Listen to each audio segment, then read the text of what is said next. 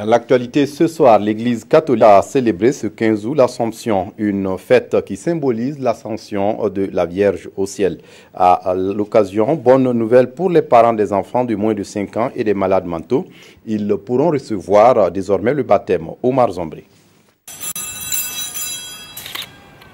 Par ce corps et ce sang du Christ levé vers le ciel, le cardinal Philippe Ouédraogo invite tous les fidèles chrétiens à lever les yeux vers le ciel et à y puiser la foi. Toute la foi en la chrétienté semblable à celle de Marie, mère de Jésus. Il les a aussi invités à être le reflet de la miséricorde de Dieu. Et c'est à l'occasion de la célébration de la montée au ciel corps et âme de la Vierge Marie.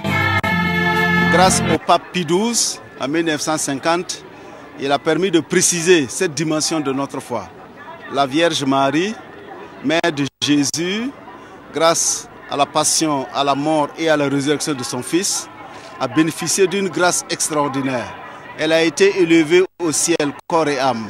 C'est cela, la signification profonde de cette fête de l'Assomption. Les fidèles chrétiens sont sortis nombreux pour écouter les messages, mais aussi formuler des vœux à la Vierge Marie. Nous prions pour les personnes démunies et les personnes laissées pour compte.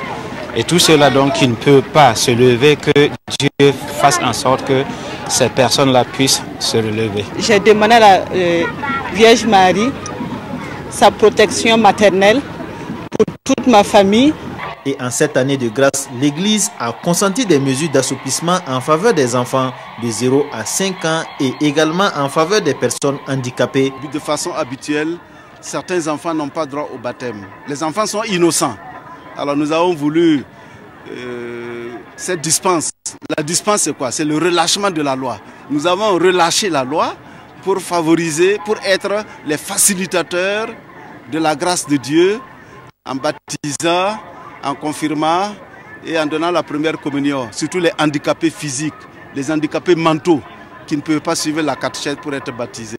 Et au cardinal de mentionner que toutes ces mesures ne sont que temporaires.